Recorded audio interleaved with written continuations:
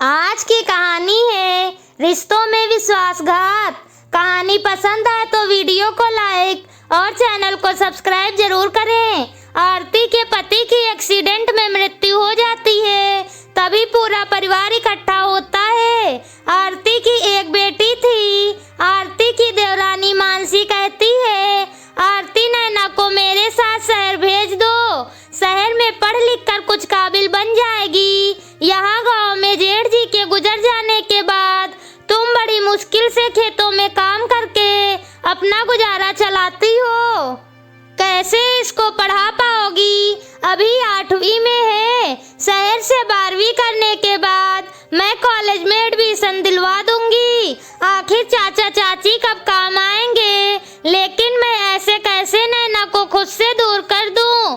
इनके जाने के बाद नैना के लिए तो जी रही हूँ। मानसी कहती है, आरती भाभी आप नैना को इस गांव में क्या दे पाओगी? शहर में उसे जो मन होगा वो पढ़ेगी। नैना और रिया में मेरे लिए कोई फर्क नहीं है। हम लोग कल निकलेंगे, आप सोच लो आपको क्या करना है। आरती ने सोचा, नैना पढ़ने में बहुत अच्छी है, अगर वह शहर जाकर पढ़ेगी तो उसका भविष्य सुधर जाएगा, वह अपने पैरों पर खड़ी हो जाएगी। फिर आरती ने नैना को देवर देवरानी के साथ भेज दिया। जाते जाते मानसी ने कहा कि मैं नैना को आपसे हर हफ्ते बात करवा दिया करेंगे और छुट्टियों में नैना को मिलवाने ले आया करेंगे। शहर आने के बाद शुरू में नैना के हर हफ्ते फोन आते और नैना के साथ मानसी से भी बात हो जाती। मानसी ने बताया कि अच्छे स्कूल में नैना का एडमिशन करवा दिया है। रिया के स्कूल में नहीं हो पाया क्योंकि नैना के पढ़ाई का स्तर गांव में पढ़ने के कारण ठीक नहीं है। आरती सोच रही थी कि नैना घर पर अपनों के बीच में है। 3-4 महीने तक तो हर हफ्ते फोन आया, उसके बाद महीने में एक बार ही बात हो पाती, उसमें भी मानसी साथ ही बात करती। मानसी आरती को बताती कि नैना की पढ़ाई के लिए वे लोग बहुत मेहनत कर रहे हैं ताकि उसका एडमिशन रिया के स्कूल में हो सके, इसीलिए वह गर्मी की छुट्टियों में भी वहां नहीं आ पाएगी। इसी तरह 4 साल बीत गए। मानसी ने बताया कि नैना 12वीं में आ गई, अब कॉलेज जाएगी तो इस साल भी नहीं आ पाएगी। सासू माँ छोटे बेटे बहू की पूरे गांव में तारीफ करते कि जेठ जेठानी की बेटी के लिए इतना कर रहे हैं, परंतु अब आरती का मन नैना से मिलने के लिए तड़प रहा था। एक दिन उसने पड़ोसन को 2 दिन के लिए सासू माँ की देखरेख करने को मना लिया। सासू माँ को बताकर शहर जाने वाली रात की बस में बैठकर नैना से मिलने जा पहुंची।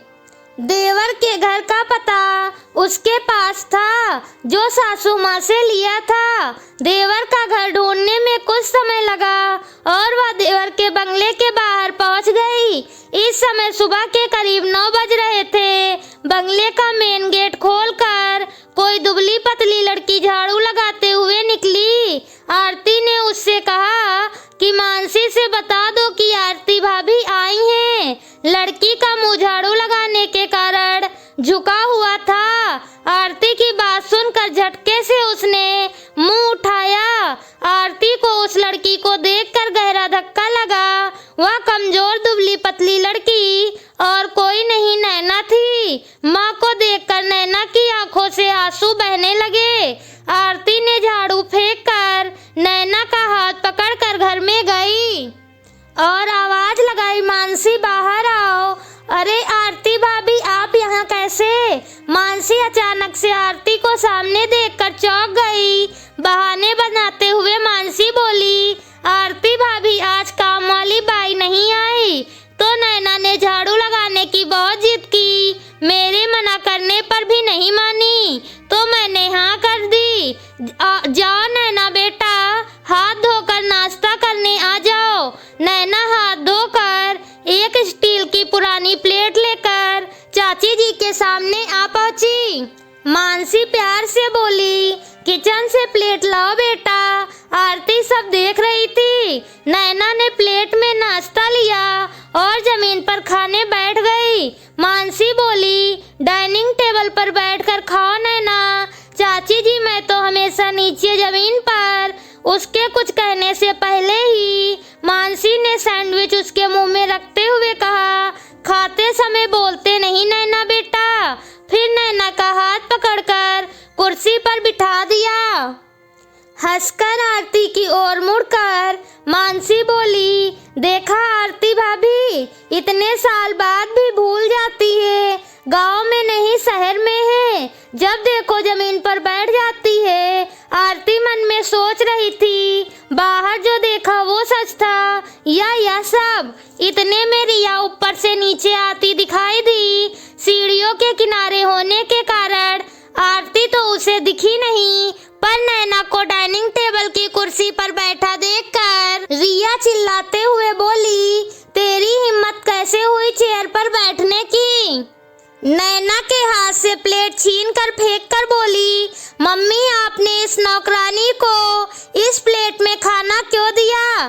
जा जाकर मेरे जूते साफ कर। आरती ने गुस्से में कहा, मानसी ये ख्याल रख रही हो आप नैना का? मेरी बेटी को नौकर बना दिया, पढ़ने भी नहीं भेजती होगी, है ना नैना? नैना बोली, हाँ माँ, स्कूल की मैंने यहाँ शक्ल भी नहीं देखी। चलो नैना अब और नहीं सहेगी तू, हम गांव जा रहे हैं अभी। नैना का हाथ पकड़कर जाने लगी। रुक जाओ आरती भाभी, मैं सच में पढ़ाऊंगी नैना को, वो तो इसका मन ही नहीं लगता पढ़ने लिखने में। बस मानसी और झूठ नहीं, मेरी नैना पढ़ने में बहुत अच्छी थी, जिसे तुमने नौकरानी बना दिया। तुमने जो किया वह गलती नहीं गुनाह है। रिश्तों का तार तार कर दिया आप लोगों ने। सगे भाई की बेटी को नौकरानी बना दिया, तुम्हारा दिल नहीं दुखा? शर्म नहीं आई आप दोनों को? धिक्कार है आप दोनों पर, सगे रिश्तों का मान तक नहीं रखा। देवर जी देवरानी जी, आपके दिए इस धोखे की माफी आपको कभी नहीं मिल सकती, कहती हुई आरती नैना को लेकर चली गई। दोस्तों आज के समय में हम किसी पर भी भरोसा नहीं कर सकते। आप लोगों की क्या राय है कमेंट करके जरूर बताएं। कहानी पसंद आई हो तो वीडियो को लाइक और चैनल को सब्सक्राइब जरूर करें। मिलती हूँ आपसे अगली कहानी के साथ।